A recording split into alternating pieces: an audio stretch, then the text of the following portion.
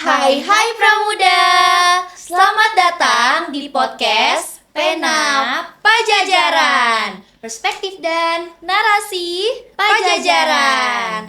Halo Pramuda, di episode 3 kali ini kalian bakal ditemani oleh kita berdua. Nah sebelum itu kenalin dulu, aku Hiel dari Vapet, aku bersama temanku. Hai semuanya, aku Dara dari FMIPA. Nah Pramuda, di episode 3 kali ini kita bakal ngebahas soal yang penting banget buat kita sebagai mahasiswa, yaitu yang berjudul Survival Guide Finansial Mahasiswa. Nah di sini kita bakal ngebahas tentang pinjaman online atau judi online yang biasa kita dengar sebagai judol dan pinjol. Bener banget Hiel, dua hal ini emang lagi marak banget belakangan ini. Karena dampaknya bukan cuma soal uang aja, tapi juga ke kesehatan mental kita. Maka dari itu, untuk membahas hal ini lebih dalam, hari ini kita sudah kedatangan narasumber yang spesial banget. Beliau merupakan psikolog di PIP Unpad, dan beliau merupakan seorang kepala kantor layanan kemahasiswaan yang bisa jadi alternatif untuk mahasiswa mencari bantuan. Mari kita sambut Ibu Dr. Afra Hafni Noer, MSc Psikolog. Halo semua. Halo Ibu, boleh nih kita sapa dulu para pramudanya dan kalau boleh tahu kesibukan Ibu akhir-akhir ini apa aja nih?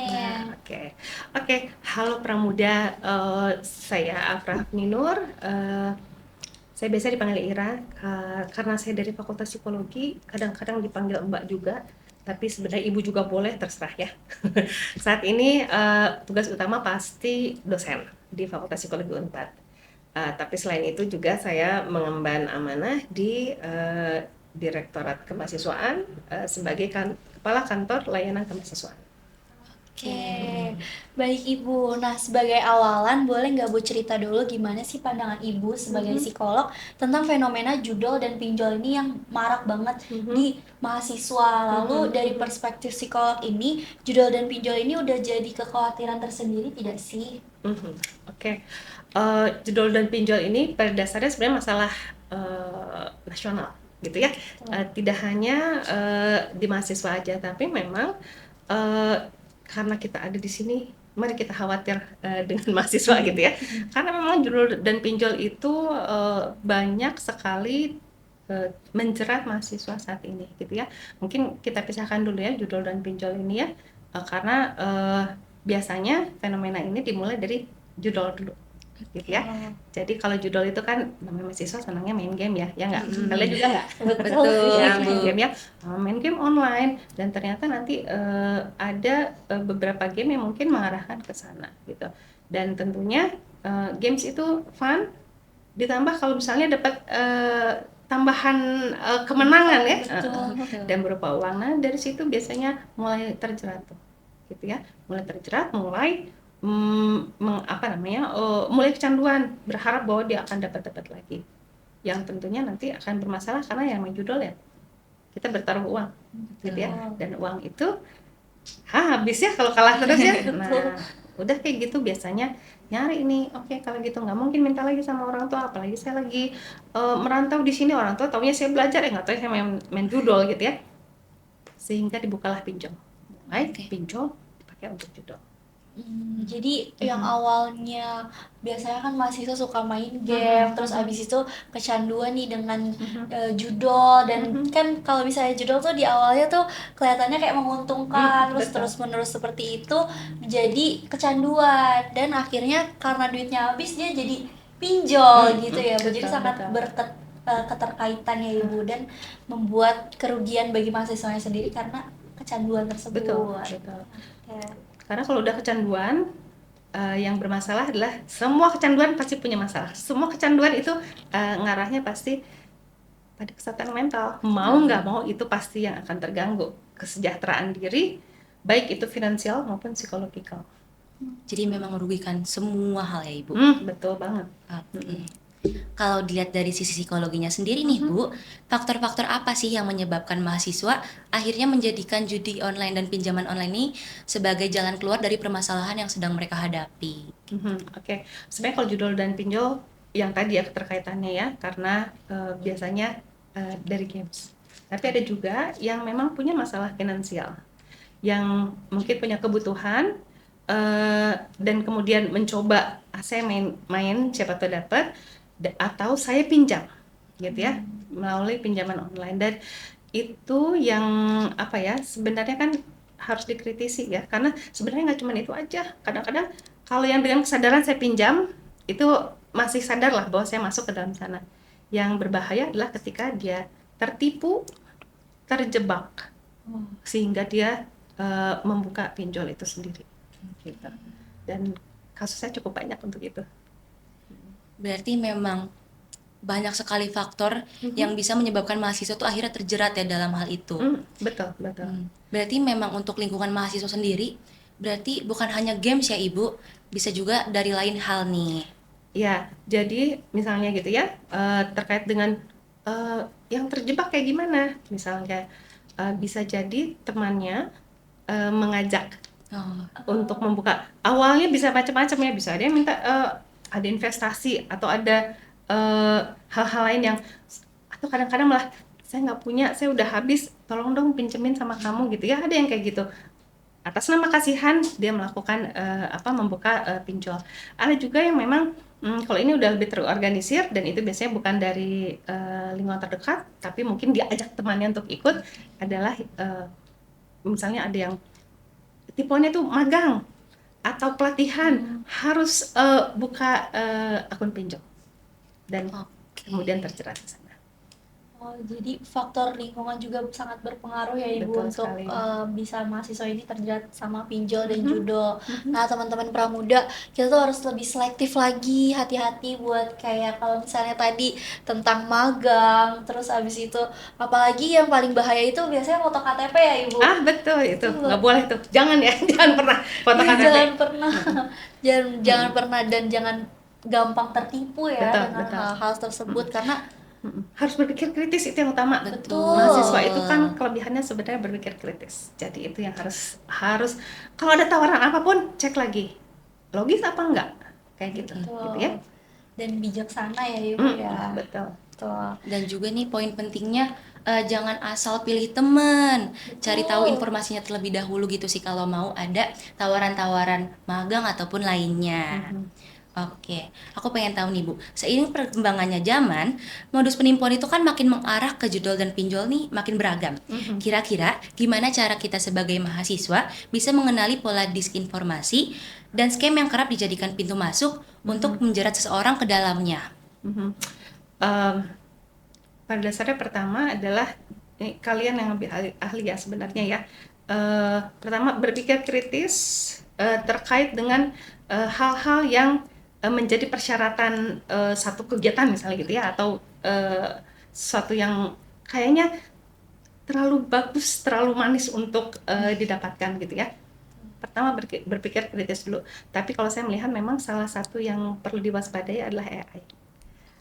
Karena banyak sekali juga selain penipuan-penipuan melalui AI itu juga bisa membuat kita terjebak di sana gitu ya. Tapi itu kayaknya kalian lebih ahli untuk untuk melihat ya. Tapi intinya sama, berpikir kritis, melihat apakah itu logis atau tidak, terlalu baik atau tidak gitu ya untuk diperoleh. Kayaknya ya harus agak skeptis lah ya.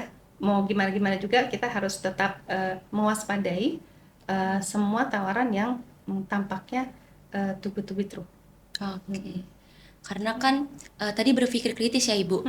Banyak tuh mahasiswa yang misalnya awalnya kebingungan nih Ibu. Karena kan kalau informasi aja masih ada banyak yang salah, masih banyak yang penipuan gitu. Gimana cara kita bisa mempercayai suatu informasi itu sih Ibu? Itu yang susahnya sih. Betul.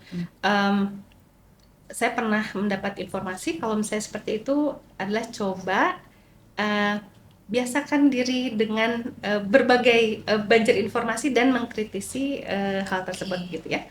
Karena mau nggak mau, kalau jarang terpapar, kita juga nggak bisa ngebedain gitu. Kita harus memilah-milah juga ya Bu informasi yang ada. Nah, yang penting adalah informasi ini dapat dari mana. Jadi kredibilitas pemberi informasi itu menjadi penting. Nah, Pramuda, untuk kedepannya kalian juga harus lebih berhati-hati nih kalau misalkan mendapatkan suatu informasi. Boleh dicari tahu dulu nih sumbernya dari mana.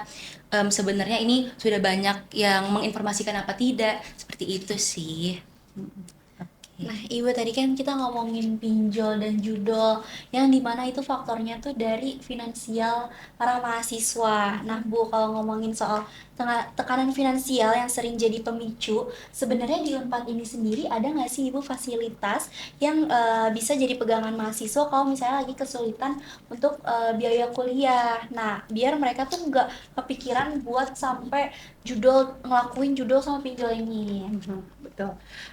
Jadi pada dasarnya salah satu kesejahteraan finansial yang diupayakan dari kantor layanan kemahasiswaan adalah penyediaan beasiswa gitu.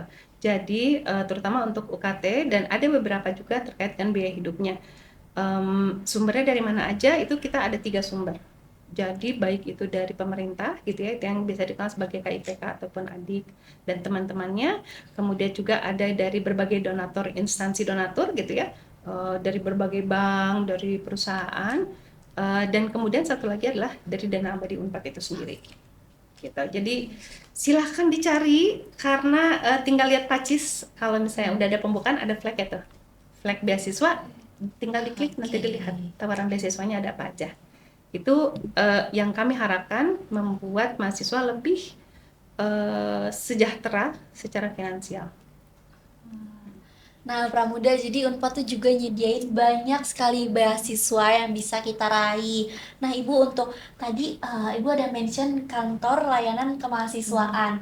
Nah, selain tadi menyediakan beasiswa, nah kantor layanan kemahasiswaan ini menyediakan apa aja Ibu selain itu? Oke, sebenarnya memang intinya dari kantor layanan kemahasiswaan itu adalah membuat mahasiswa lebih sejahtera ketika berada di Unpad, menjadi mahasiswa Unpad, sehingga selain kesejahteraan finansial atau kesehatan finansial, juga kesehatan fisik dan psikologis, terutama kesehatan mental. Nah, untuk menjamin kesehatan mental, kita juga punya P2K2 atau Pusat Pengembangan Karakter dan Konseling Unpad. Itu silahkan dicari nanti di IG-nya, ada P2K2. Kalau misalnya merasa membutuhkan bantuan profesional, di sana tersedia psikolog-psikolog yang bisa membantu berbagai permasalahan.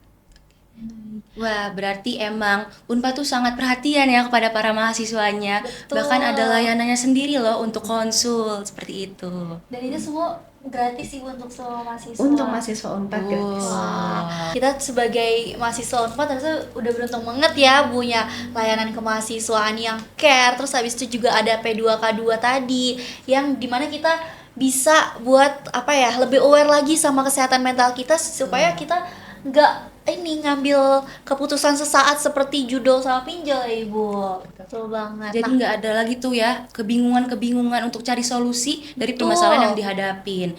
Banyak tuh, apalagi Unpad juga menyediakan dana abadi nih. Iya, betul banget. Dana abadi. Betul, betul. dana Oke, abadi. dana abadi. Jadi memang nanti kalau saya sudah menjadi alumni ya, Oke. silahkan kalau punya rezeki berlebih silahkan Oke, Ibu. memberikan sumbangan ke dana abadi, karena dana abadi itu dimaksudkan untuk membantu mahasiswa yang sedang aktif kuliah. Oke. Keren banget ya. Betul banget. Terus habis itu juga banyak beasiswa yang gampang banget diaksesnya, bisa lihat dari Pacis, terus habis itu informasi-informasi dari platform-platform Unpad ya kan. Jadi nggak usah terlalu kita tuh selalu ngambil kesimpulan yang ini aku nggak ada uang terus habis itu malah pinjol gitu. Jangan sampai kayak gitu ya Pramuda. Apalagi jangan sampai takut juga nih kalau informasinya tuh salah, karena ini Betul. langsung resmi dari Unpadnya sendiri. Betul banget. Nah, tadi kita seru banget ya ngobrolin tentang gimana pinjol dan judol, terus abis itu gimana kita supaya sebagai mahasiswa tuh lebih aware biar enggak terjerumus dalam judol dan pinjol. Maka dari itu kita harus pintar untuk selektif teman, lingkungan, supaya kita nggak kebawa ke hal-hal negatif seperti judol dan pinjol. Nah, tadi Kayaknya perlu ditambahkan juga adalah belajar finansial. betul. Ya, artinya belajar perencanaan finansial, Karena itu juga berguna nggak hanya untuk ketika jadi mahasiswa loh. Nanti ketika sudah di luar sana, kerja. itu adalah satu hal yang memang perlu dikembangkan. Gitu. Tuh, jadi Pramuda apalagi Pramuda tuh banyak yang rantau kan Ibu, yang anak betul. mahasiswa-mahasiswa banyak yang rantau. Jadi kita harus lebih aware lagi untuk mengelola finansial kita. Tuh. Oke. Nah, terima kasih banyak Ibu Afra atas cerita dan sangat insightful banget hari ini, luar biasa obrolan kita hari ini. Semoga kita hari ini bisa bermanfaat buat Pramuda di luar sana supaya enggak Terjerat terjerat nih. Oke. dengan judol dan pinjol. Nah, Pramuda, itu tadi obrolan kita sama Ibu Afra mengenai survival guide finansial mahasiswa. Semoga setelah dengerin episode ini, kalian makin waspada dan tahu langkah yang tepat kalau sewaktu-waktu menghadapi tekanan finansial. Bener banget, inget ya Pramuda, kalau misalnya kepepet itu tuh sebenarnya masih banyak jalan-jalan lainnya supaya kalian tuh nggak kepikiran dengan judul sama pinjol. Karena apalagi yang tadi udah dibahas, Unpad juga menyediakan banyak beasiswa dan layanan-layanan untuk kita lebih aware dengan kesehatan mental kita. Sebelum kita tutup, ada pantun dulu nih Bu dari kita. Oke, boleh ya Pramuda? Burung merpati terbang tinggi. Cakep. Hinggap sebentar di pohon jati. Cakep. Bijak mengelola uang sejak dini. Jauhi judol dan pinjol demi masa depan nanti. Yeay. Sekian dulu episode Pajajaran hari ini. Semoga perspektif dan narasi yang kita sampaikan pada hari ini bisa menjadi bekal untuk para pramuda supaya kita lebih bijaksana dalam mengelola keuangan. Betul. Oh iya, jangan lupa untuk like, komen, share, dan subscribe channel Prabu 2026 ya Pramuda. Aku, kamu, kita. Salam satu Unpad. Sampai jumpa Pramuda. Sampai jumpa di episode berikutnya.